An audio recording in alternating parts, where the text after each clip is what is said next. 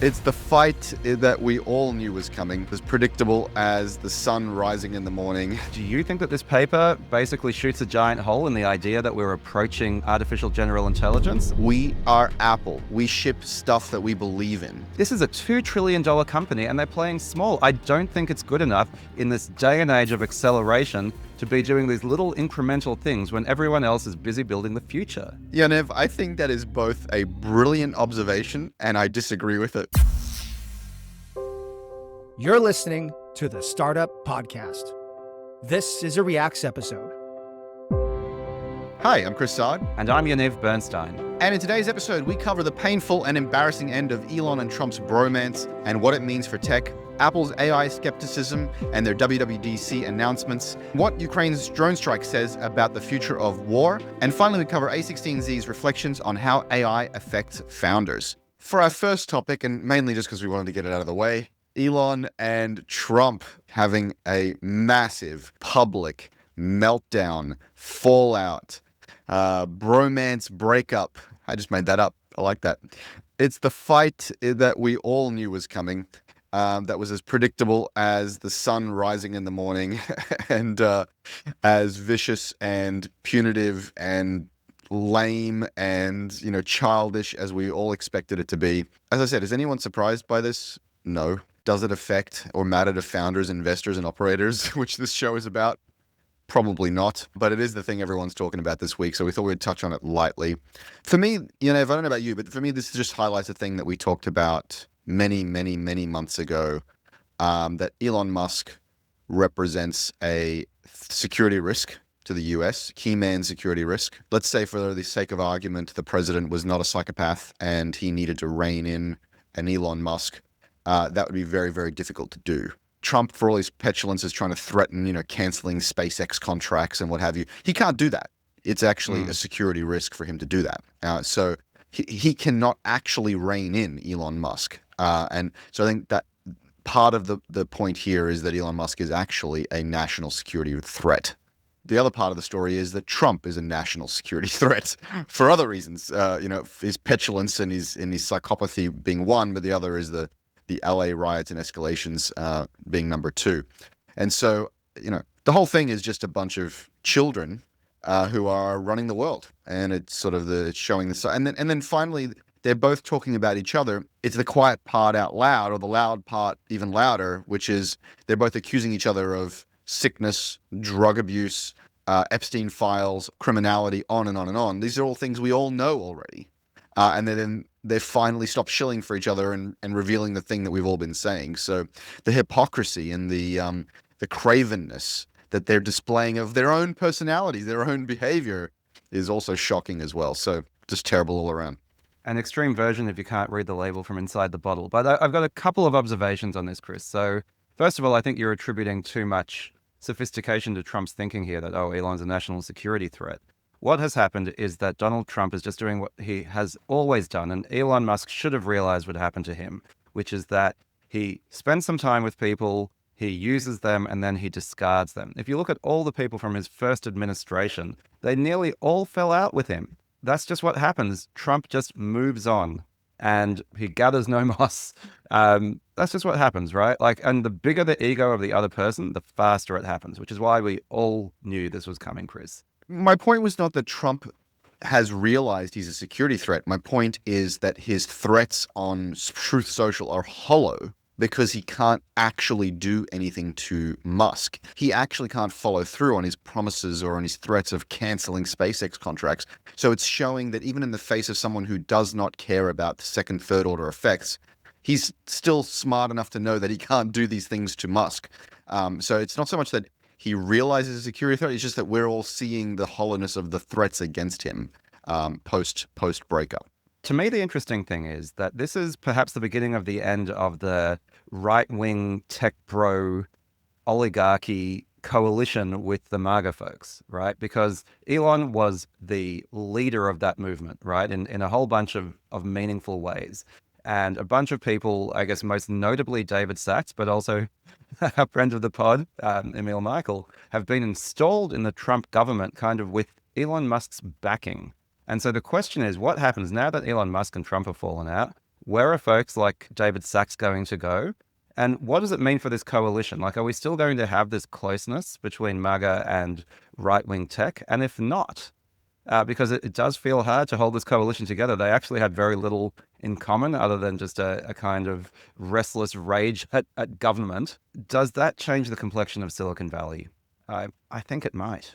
I think that's right, and that's the right thread to pull on for our audience and for this show. You mentioned that Trump did what Trump does, which is he used Elon and then spat him out. I actually don't see it that way. I see it in the opposite way, which is that I think that Elon and Sachs and Thiel and these guys, they believed they could use Trump. They thought that they could control the guy with money and platitudes and three-dimensional thinking. I've heard a lot of commentary about, well, this is just about Musk protecting his businesses with the EV subsidies, and the EV subsidies in the budget were the bridge too far, and he's feeling it in his pocketbook. And I really think that's a bad take. I don't think it has anything to do with EV subsidies, actually. I think Musk has shown that he can take a lot of pain for him personally and for his businesses, and he is willing to put his money and his wealth and his reputation on the line to support Trump. And that's not a business calculation. I think it's a deeply, deeply held personal grievance and pain and belief of Musk. And some of these Silicon Valley people, not all of them, but some of them, that they believe that the country is way, way off track. The death of meritocracy and most importantly, a fast track to bankruptcy. Now, I'm not saying it doesn't matter whether you believe me or not, or whether you believe them or not, or whether you believe that they're competent in dealing with this, or whether Trump is the right vehicle or person to solve this. What I'm saying is, I believe that many of them, including Musk, has been deeply hurt by what he believes to be the woke mind virus and his child transitioning, and been deeply hurt about the COVID behavior, and him and Chamath and David are obsessed with the trajectory of the debt and the long-term fiscal viability of the country. And I think that this budget, and I've listened to Chamath and others on All In about this, they think it's catastrophic. They think this budget is catastrophic. And I actually think that this is not about EV subsidies. I think it's about his sincerely held belief that this budget was a bridge too far and is unwinding all of the things that he believed needed to get done. And so he's thrown his reputation and his businesses under the bus to support Trump, believing he could control him. And then he's throwing all of it again under the bus, believing that he could try to resolve or hijack or derail this bill that I think he genuinely believes is a disaster. And it probably is a disaster because everything Trump does is a disaster. Well, look, I completely agree with you. And it highlights something interesting about the way these coalitions have been built, right? Elon Musk and those guys genuinely believe that there's a deficit problem. I agree with your analysis. Donald Trump doesn't give a shit. The Republicans actually don't give a shit. They were just pretending. What they want to do is cut government. And so did Elon Musk and those guys, right? So they had the same goal in terms of action, but a very different reason for doing it, right? And then now that we have this bill that will disastrously increase the deficit, you have a weird shifting of coalitions where you have plenty of centrist people, even people in the, center left saying, this deficit thing is a real problem, and that's why we hate this bill for the exact same reasons as Elon Musk, right? And in both cases, genuine, right? Because this thing with Doge and so on, reasonable people generally agreed that the deficit was a problem. It was either a medium-sized problem or a very big problem or a crisis, but clearly a problem that needed to be addressed. And where the disagreement with Doge was, where my disagreement and those of many others, was the way Doge went about it was stupid and destructive and inhumane and bad. But the idea of government efficiency, that was never the problem, right? The idea of cutting costs, that was never the problem. It was the way of going about it. So now that that sort of Doge has played out and Trump and the Republicans' true intentions have been revealed, which was it was nothing about cutting deficit, that is the natural end of that coalition, and it will be interesting to see what replaces it. Yeah, I think that's exactly right. And where the alignment was the Republicans love to slash government and centralize power, and to let their business friends take over the world. It has nothing to do with actual efficiency, but that's where their alignment was. I think the other place where the alignment was Trump loves to test the boundaries of executive power, and Doge was an incredible and interesting and useful, trial balloon for him to continue to push on this idea that he can do whatever he wants. And so he let his dog off the leash to go muckrake around the government, fuck it up. That's fine. Who cares? But really, the real thing for Trump, I think, is to test the limits of his power. And to push that Overton window over to the right. Agreed. All right. Well, those are our thoughts on Musk, on Trump, on children playing in the sandbox. Let us know your thoughts. Join us in the comments below. Now, Chris, from people who have clearly limited abilities to reason accurately to artificial intelligence. So nice. the thing I wanted to talk about is actually this paper that came out from Apple last week that this is an academic research paper that came from Apple's research division that talks about the limited reasoning abilities of AI. It's called The Illusion of Thinking, Understanding the Strengths and Limitations of Reasoning Models via the Lens of Problem Complexity. And this got a lot of pickup, I guess, from let's say, the AI skeptic brigade out on the internet, and it got a lot of noise. And look, I've read part of the paper. What it's basically talking about is that if you give an AI reasoning model problems of increasing computational complexity, so things like the Towers of Hanoi or the river crossing type problems where you've got like a goat and a fox and a person, you have to cross a river together, these types of computational logic puzzles, past a certain point, even if you give it more tokens, more ability to compute, it just kind of gives up and goes crazy and doesn't give the correct answer. And the strange conclusion from this is that it's just sort of fake reasoning. This is just like an extension of that, it's just a statistical predicting the next word type of thing, right? And it's saying the ability of language reasoning models or large reasoning models to reason beyond a certain point breaks down. I have no doubt that's true. But once again, the same as the people who say, it's just predicting, an LLM is just predicting the next token, it seems to be missing the point almost entirely, which is that these things clearly show behavior that looks like reasoning that is accurate for a large range of problems and can reason, to the point of my intro there, a lot better than a lot of humans. So sure, are there cognitive limitations in LLMs? Are they algorithmically perfect? Not even close. But then again, neither are humans. So I think there's this kind of weird straw manning happening, right? Where a paper like this compares AI to some weird idealized reasoning machine, says that it falls short, and just kind of leaves that conclusion hanging there that it's all a little bit of a head fake. And Chris, I don't know what you think, but I'm like, it feels like a defensive posture from humans, honestly, who are not comfortable with the implications of what's happening. This sounds a lot like another study we talked about from Apple a number of months ago, where they also explored the limits of LLM reasoning. And in that one, they gave it unique problems or problems described in unique ways that resembled familiar problems, like the ones you listed, but they used different terminology and different framing.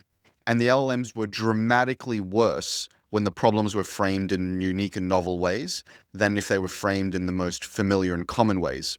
And their conclusion was a lot of this is just basically memory, that the LLMs had scraped all of these problems off the web, it had learned the terms and the scenarios, and that it was just regurgitating what it had remembered.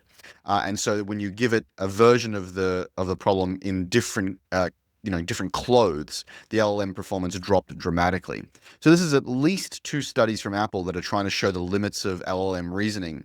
And, the question to my mind is why? Why is Apple so interested in disproving the reasoning capabilities of LLMs? We can speculate. Maybe just the researchers are fascinated by this problem and then exploring the frontier of the domain. I also think it maybe has a little bit of corporate bias. They're trying to show that, hey, we're not actually that far behind, or hey, this tech is not actually as magical as you think it is, or hey, we need to understand what this really can do in order to build the high bar of quality that we think we need to build. I don't know if there's a direct link between their commercial imperative and their research imperatives, but it is interesting. It strikes me as interesting as Apple keeps shouting or at least talking about documenting the limits of these tools. It does seem like an interesting phenomena. I agree, it's fascinating, and we'll come back to that in a moment. But the thing, and you mentioned that if you create a problem that is similar to a well-known problem, that the AI will get confused by that. But then, what I think about all these is, so would a human. Humans take all sorts of cognitive shortcuts. There's a very famous book, Thinking Fast and Slow by Daniel Kahneman, right? And it talks all about the fact that we have, system 1 and system 2 thinking, and that a lot of the time when we think, we're not engaged in deep cognitive reasoning. We're engaged in a type of rapid pattern matching. And, there are whole books filled with human cognitive biases. And so when I see that these models have some of the same cognitive biases or take some of the same shortcuts as humans, that doesn't make me feel like we're further away from AGI. It makes me feel like, in a sense, that we're closer, right? That our ability to mimic some of the ways that humans think is actually quite well modeled in here. And, if a human in 2025 wants to solve a really complex computational problem, they don't try to work it out in their heads. They would write a short Python script to solve it for them. And you know what? Large reasoning models are very good at writing short Python scripts. So this is a completely artificial problem where they're saying you don't get to write code that is actually good at algorithms. You just need to somehow do it in your head. And then when you make a mistake, we write a paper about it. I think what's happening is that we as users of this software, and this software, are both wanting it to be human-like in its behaviors and intelligence and its ability to pass a Turing test, but we want it to be, traditional software-like in the sense that it has perfect memory, we want it to have perfect reasoning, and we want it to have deterministic outcomes. It's sort of, we want to have our cake and eat it too. And what you're saying is this is intelligence, it's not software.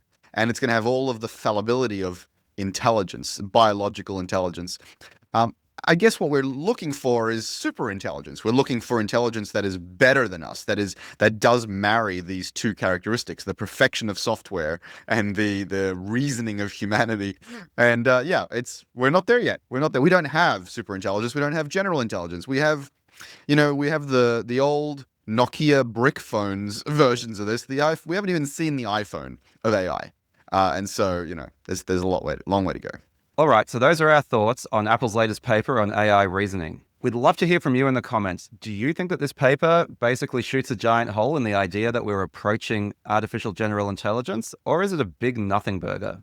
Now, speaking of big nothing burgers, and Chris, to your point about why is Apple so uniquely interested in this, WWDC, Apple's annual developer conference, just happened. And when it comes to AI, not a whole lot happened. And in particular, the much promised improvements to Siri using AI were delayed yet again. It was announced a year ago at the previous WWDC, and it still hasn't been released. What do you think of this? I know that there are a whole bunch of other things that were announced, and it would be great to get a bit of a roundup from you. But what was your overall impression of this WWDC? Yeah, I thought the keynote, it's funny to call it a keynote because it's all pre-recorded and highly produced now. I thought it was really, really interesting. It revealed a lot about what Apple is thinking and doing these days. So the first thing I think it revealed is Apple has been holding back, has this kind of been obsessed with focus. And there's been many, many, many features that, Android users and Apple users have been demanding and begging and pleading, please, just upgrade these apps. There's all this obvious low-hanging fruit. Can you just add these features? And it's almost like somebody in the company was holding onto the Steve Jobsian, Johnny Ivian, less is more. We do the fewest possible essential features each release, and it's just going to be very, very carefully rolled out. And iOS and iPad and Mac OS, they're different operating systems, and they'll remain different, and all this kind of philosophical craft principles that have held Apple back in modern day. It seems like they just let it all go. They just let it all go, all these self-limiting beliefs. They unified the version numbers, they've unified the UI and UX, and they've just added all the things, all the features everybody wanted, including full iPad multitasking. And so the first thing I think it revealed was just this leaning into all of the stuff they've been kind of should have done days, weeks, months, years ago. I thought that was really interesting. The other thing that it revealed is actually that there was a lot of AI, but it was not Siri-based. They sort of decided, or they were forced, or they had to reckon with the idea that, okay, Siri is a piece of shit. We're way behind. It's really hard to build a Siri-like assistant using LLMs.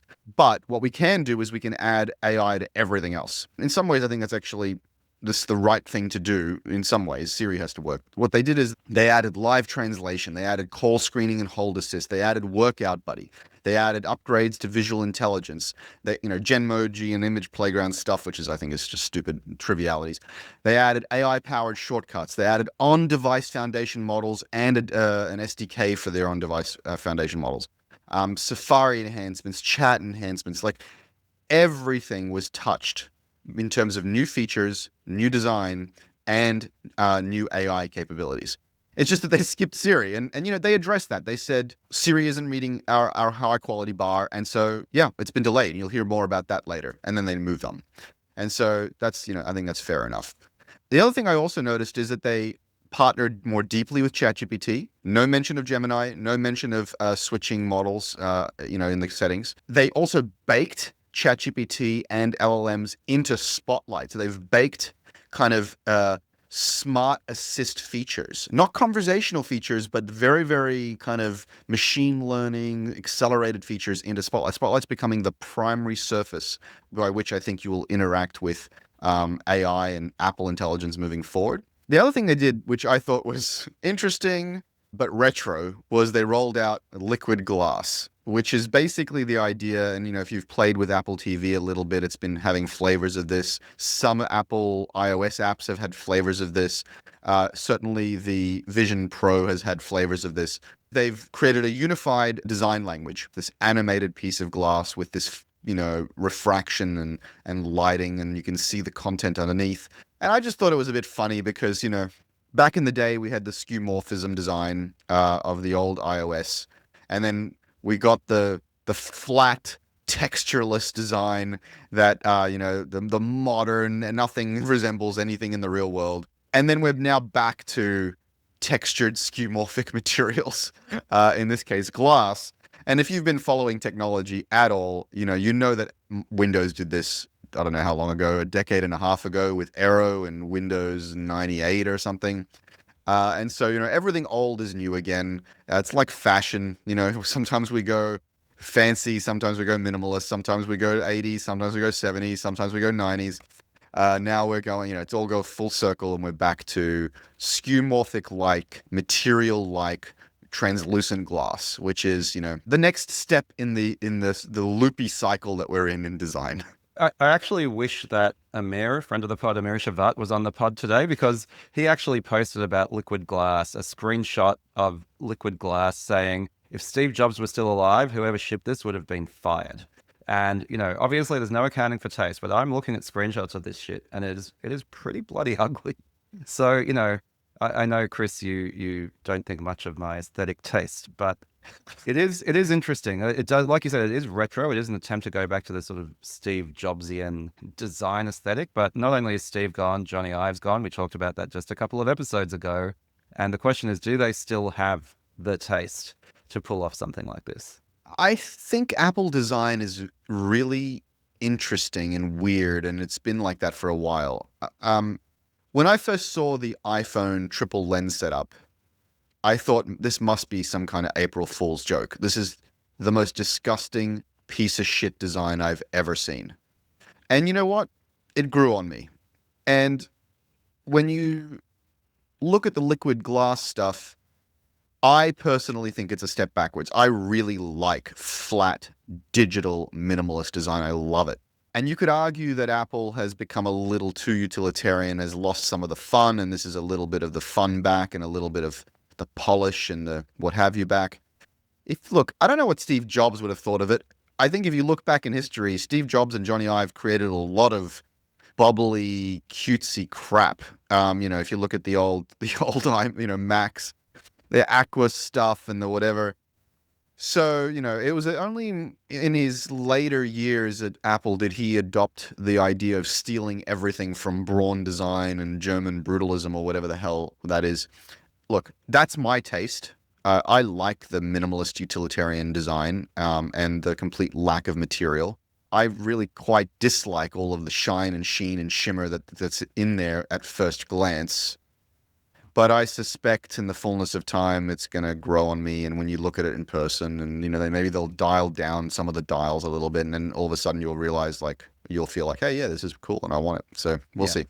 But here's the thing, Chris, this is my overall take on WWDC. It seems like you might disagree with me. I called it a nothing burger. It feels to me like Apple are playing small, even with this blast to the past, freaking multitasking on iPad, announcing a bunch of features that are a strict subset of what Google announced last month at I.O. And when I look at the I.O. announcements, I'm like, Google are bringing the future forward. When I see what OpenAI announced, I feel this level of excitement. And then Apple announces this stuff, and I feel like it's a bunch of tweaks and quality of life improvements and little things. And this is a $2 trillion company, and it feels like they're just kind of falling behind here. There's nothing very exciting here. There's nothing that makes you think, oh boy, I better upgrade to the next generation of Apple hardware so I have the best capabilities. It's just incrementalism, and I don't know if that's good enough. Yeah, there have been episodes where I've really complained about Apple's lag in adopting these AI features, but I have to keep reminding myself, Apple has never been interested in being first. And I think in the last couple of cycles, they have made the mistake of trying to be on the leading edge, and they've stumbled into the AI hype cycle. And I think if I was Apple, if I was Tim Cook, I would be like, hang on a second, guys, take a giant breath. We're Apple. We don't need to be chasing Google and OpenAI and whatever. Slow down. Think about what is actually useful for the user, and we can ship this crap 2, 3, 4 cycles late. It doesn't matter. We are Apple. We ship stuff that we believe in. I think that playbook's over, Chris. When's the last time Apple has done something exciting? In the days of Steve Jobs, sure, they didn't have the first smartphone. They didn't have the first music player. They didn't have the first tablet. They didn't have the first earbuds, but they kept announcing and launching these things that were a clearly better, reimagined version of the thing that was already there. And I cannot remember the last time Apple has done something like that. Years later, man. How long did Microsoft have tablets? How long did Microsoft have smartphones? Apple just shipped stuff 5, 7, 10 years later. But my point is, it's been a decade since they've shipped a new version, a reimagined version of anything. I don't think that's true. Since the Apple Watch, the only new type of device has been the Apple Vision Pro, which I actually think is pretty cool and might one day be a success, but sure as hell isn't today.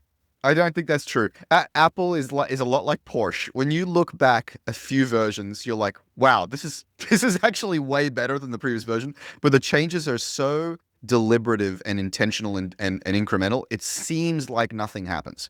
But a lot is happening. Apple Silicon was a revelation. The Apple AirPods, and with each incremental software update, is revelations, hearing aids and hearing checks. And there's so much going on at each release. It just seems, it's because it's so incremental, it seems like not that much. But the point I'm actually making about today's announcement, or yesterday's announcement as of recording, is they actually did a big catch-up release. There were many things that, yes, they were dragging behind on, and they did actually do a lot of little things that were overdue. So, multitasking and supercharging Spotlight and all this, just stuff that seems basic. You're calling it quality of life stuff. I would say it's the stuff that Apple has finally decided is important, that they've figured out the way to do it the Apple way. And the other thing, if I'm reading the tea leaves correctly, I think what may have happened is that there was an internal red alert. We've got to pause everything and ship AI stuff. And this delayed all of the stuff that got announced today is probably 1.5 or 2 cycles worth of stuff that was put on the back burner for the AI stuff. And so, I'm just thinking about how, I run product and how product teams work. And what was probably happening was they were mid-cycle, the AI thing happened, everyone had to put a big pause, think about AI for 12 to 24 months. And some of that worked out, some of it didn't, some of it shipped, some of it's delayed.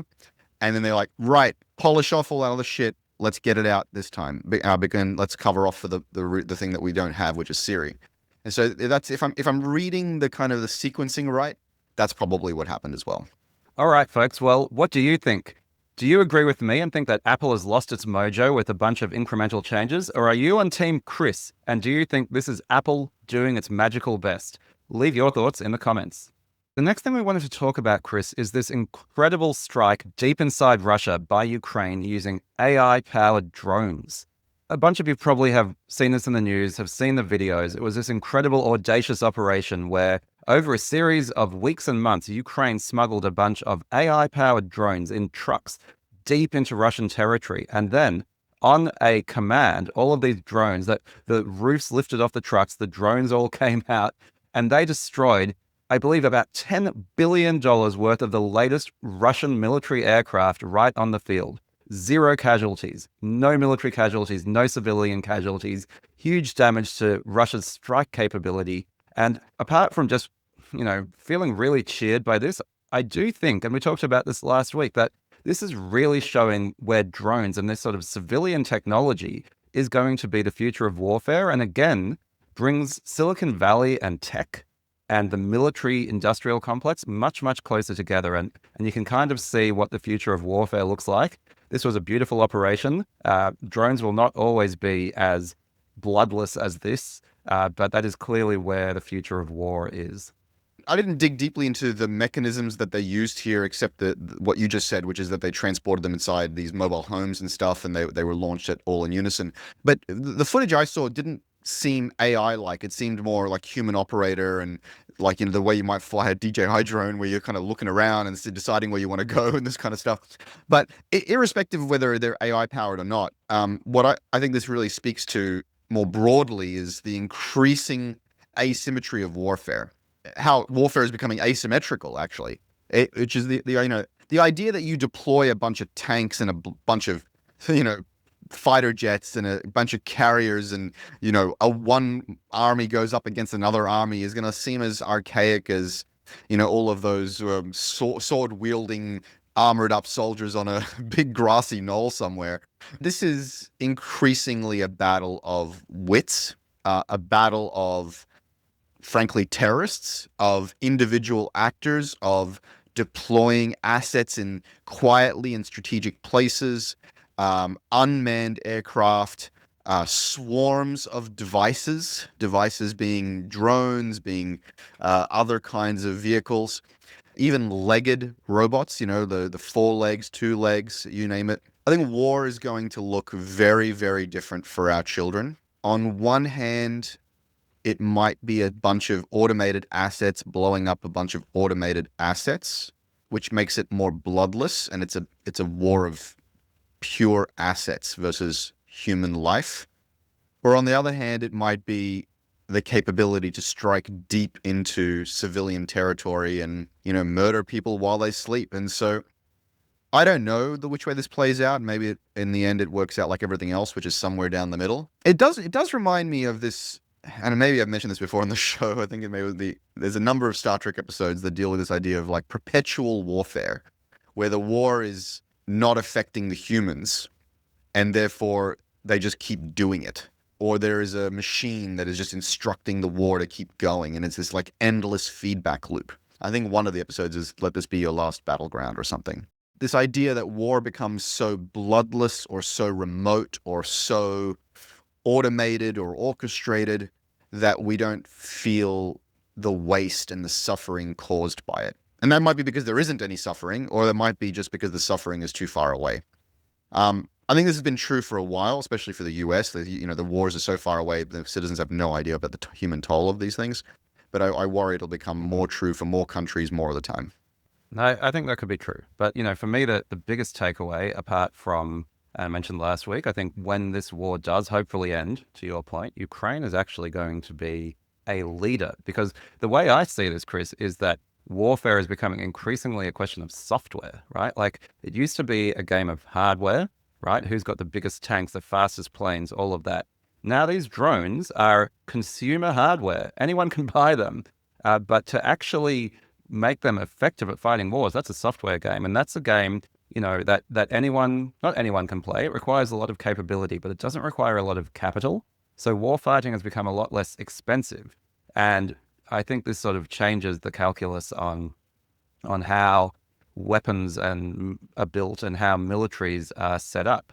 And the reason why, again, I think it's relevant to this show is it becomes much more like consumer products, right? It's software and it's consumer tech is converging with military tech. And when I say it's converging, I think it is the consumer tech that is kind of taking over a lot of you could say disrupting, using the classic innovator's dilemma, right? That the consumer tech has gotten so good that a lot of dedicated military hardware is no longer needed.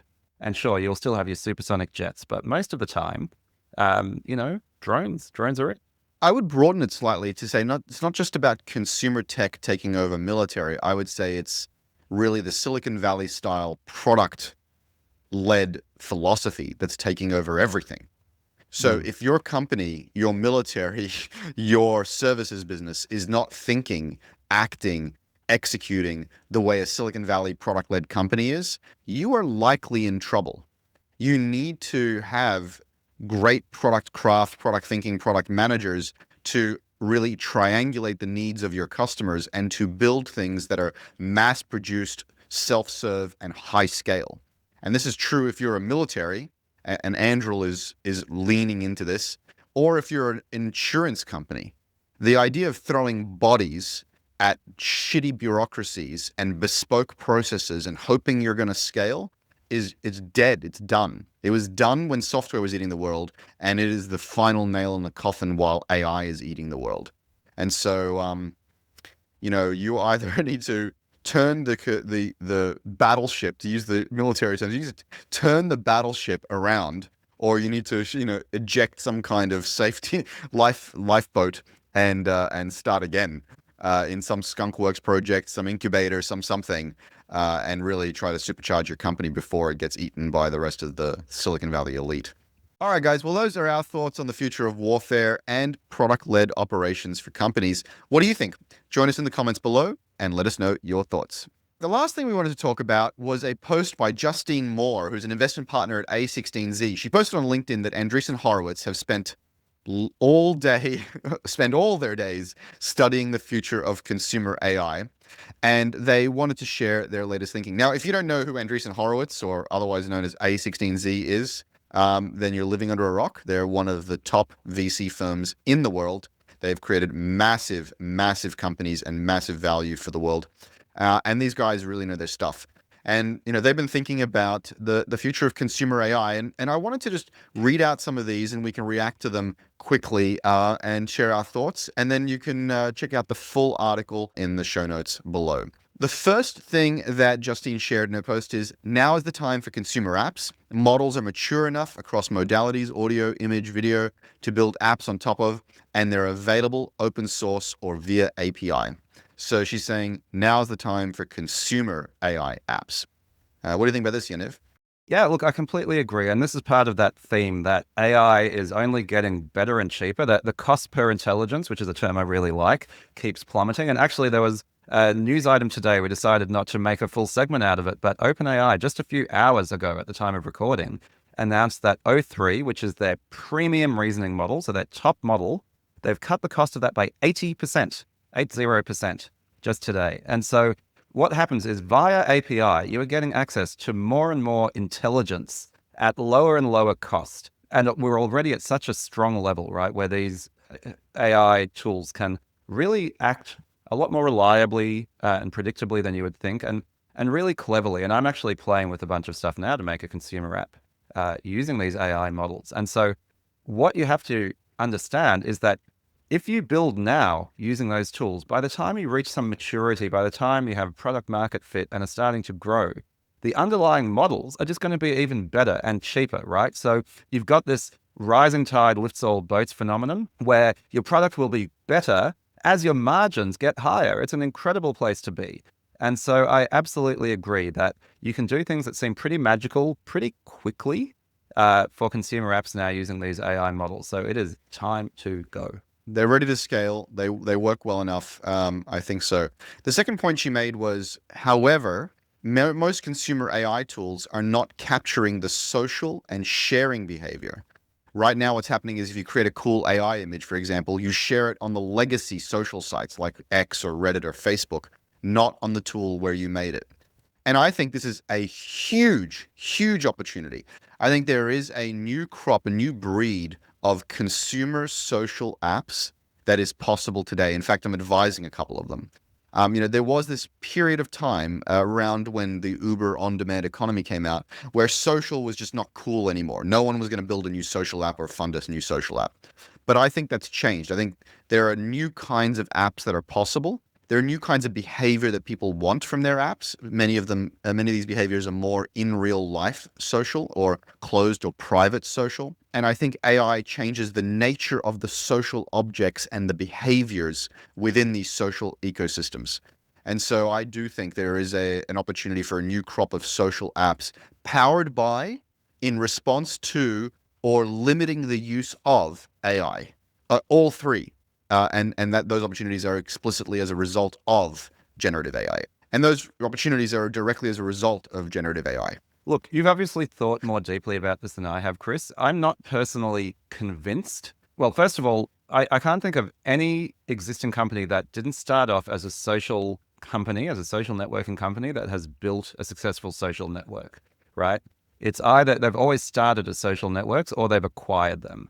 And of course, I've been traumatized by the whole Google Plus thing that I lived through. So, but if I think about it, I can't think of any other social network that has been successful when created by an established company. And so what that means is that the big AI players are not going to be successful in creating a social network, in my view. So then what that leaves is, okay, can a small consumer company somehow leverage AI or the capabilities of AI to create a unique type of social network? Maybe, but I don't think it's easy. And in the same way that it's very hard to break into the Magnificent Seven, like, will there ever be a new search engine to compete with Google? Maybe it's Perplexity, but boy, they've got an uphill battle. Will there ever be a new social network to compete with Facebook's suite of services, with X and LinkedIn? I don't know. It's going to be really hard. But of course, AI does present an opportunity. I don't think it's an easy one. Yeah, no, I'm not saying the opportunity is for the large tech companies. I'm saying it's the opportunity for small startups. And I'm not necessarily saying these startups are going to grow to compete with Facebook. They might ultimately get acquired by Facebook or coexist with Facebook, the same way that, Craigslist was stripped category by category by category and massive companies were built in its shadow. So I think you can strip mine Facebook for all of its behaviors and its moments and its opportunities, and you can create really compelling social experiences that live in the shadow of Facebook. And as I said, I think AI presents an opportunity both because you might use it in smarter ways to create new, interesting social objects and behaviors, or you might create areas that are or spaces that are AI free for more authentic and human connection. So I think there's an opportunity for startups here. And I actually think it's an opportunity that's defensible, because if you've been listening to the show for a while, you'll know that part of my thesis is the foundation models will create a lot of software on the fly, which maybe mitigates or invalidates some opportunity for SaaS, except where there is massive multiplayer games or moving assets in the real world. And social networks are massive multiplayer games. So I think they're actually, if they achieve critical mass, quite defensible in an AI world. The next insight that she shared was that AI companies have higher quality business models than the last generation of consumer apps, because people are willing to pay and you don't have to wait to monetize eyeballs at scale with ads or transactions later.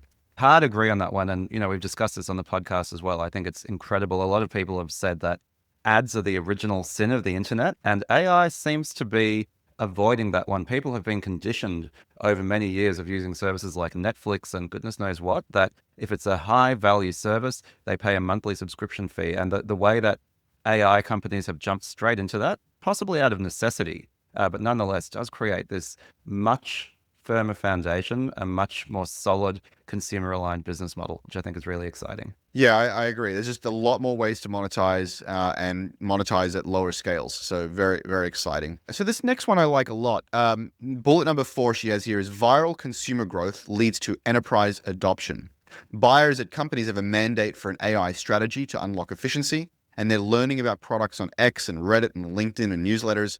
I would add to that, they're learning about products by just using them and bringing them into their enterprise. And I think this has been true for years. Slack and Atlassian and Google and whatever. These are not companies that have not had an enterprise sales first strategy for go-to-market. They have enterprise sales teams, but that's not their primary way to go to market. Their primary way to go to market is product-led, PLG. And so people pick it up and use it despite their corporate IT or in their personal lives. And all of a sudden, the next thing you know, their team is using it. The next thing you know, their department's using it. The next thing you know, the whole company is riddled with the shit. I think that's going to be true of the next generation of AI tools as well. And I'm constantly pushing my companies that I advise in this direction. You know, they're off trying to build all the enterprise features, enterprise sales, and try to convince the IT department and procurement department to buy things that are underbaked and over-engineered. I'm like, guys, just build something for people, human beings with a problem. Focus on the people.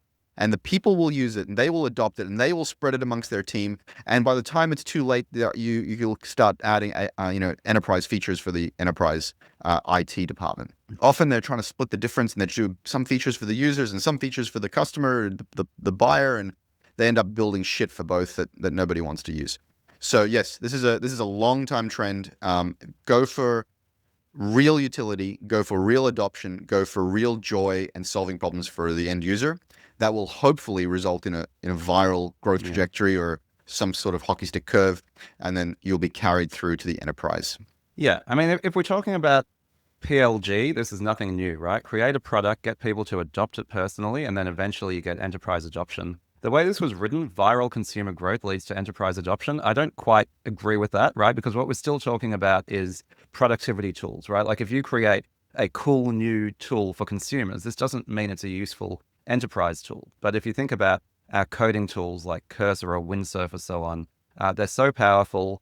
Developers naturally go to them to see what they're like. And then suddenly the CTO turns around, half their team are using this stuff unauthorized. And then that just becomes a question of aligning internal policy, getting an enterprise sales team in, and then Bob's your uncle. So yes, I think if I rephrase this as AI tools are very well suited for product-led growth, I would completely agree with that. Yeah, I would say venture scale, internet-powered companies are not just aligned with, but thrive in product-led growth. And I really, that's my religion. So if you're not doing that well, get on it. Okay, now the next one which we wanted to talk about is number 5. Today's consumer AI companies can better monetize the whales than the last gen.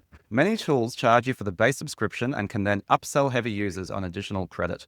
I think this is really interesting. And I wanted to use the analogy of oil, actually, Chris. I think a lot of people talk about this is the new oil and that is the new oil. Even in the case of AI, data is the new oil. But I would actually like to make the case that it is tokens and AI compute that is the new oil. And I think there's a particularly interesting thing here, right? Which is when you think about what really drove the growth of the oil industry, it is things like the automobile and the plane and so on, the consumption uses of that oil. And what I think that these AI consumer companies have that previous generations of companies didn't have in the same way is a consumable.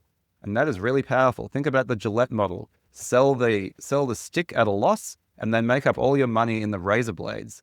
And so when you have this really valuable, necessary consumable that is a variable use, you can then add margin and add revenue by selling refills and extra credits and so on. That's something you couldn't really do with with Notion or these previous SaaS tools.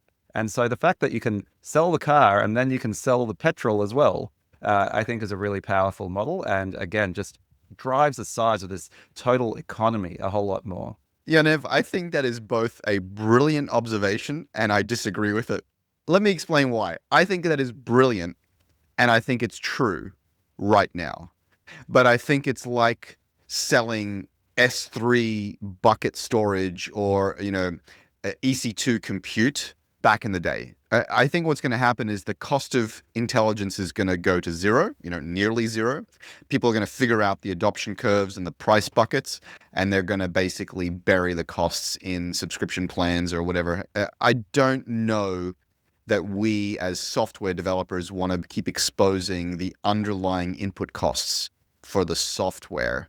Now, could be wrong there, but... Well, here's where I disagree with you. I don't know if compute costs are dropping anywhere close to zero. I think the difference here is that there is a real cost to the business. Like, would car companies like to be able to sell a car that never runs on, that you never have to buy the petrol for, right? That is somehow just bundled in with the cost of the car. Of course they could, but the consumable has a real cost.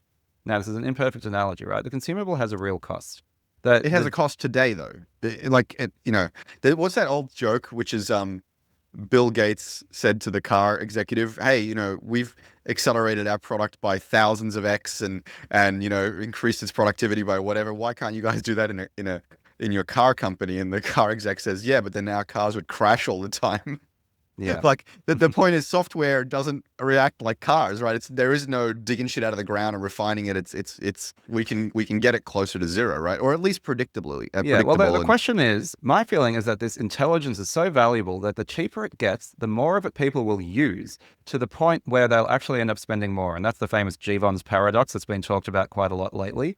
More tokens, more interaction, larger context windows. The more stuff I can throw into this thing to get better quality results, the better. So it's nearly like the cheaper these tools become, the cheaper the intelligence becomes, the more of that intelligence I want to use, and the value of it to me goes up. So I'll spend $100, $200, $500, $1,000 a month on this intelligence if it makes me 10x more productive, if it grows my business at an incredible rate. And I will consume vast amounts of tokens out of foundation models to get that. Yeah, I don't think we're disagreeing. I think we're talking about something slightly different. So I agree with you that the value of the intelligence is going to go up, and the pervasiveness of the intelligence is going to go up, and we're all going to use more intelligence more of the time, and the intelligence itself will be more effective. Agreed.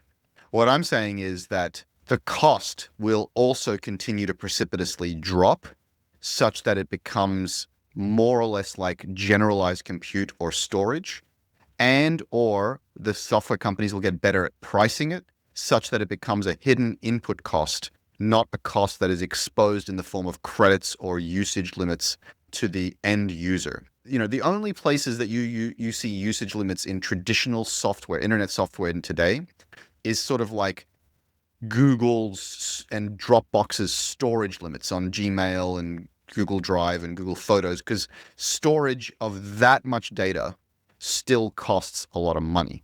But you don't see storage limits on like Asana or Slack, because the storage is nearly free, and they've figured out what the curve is, the usage curve, and they kind of bundle it into the pricing.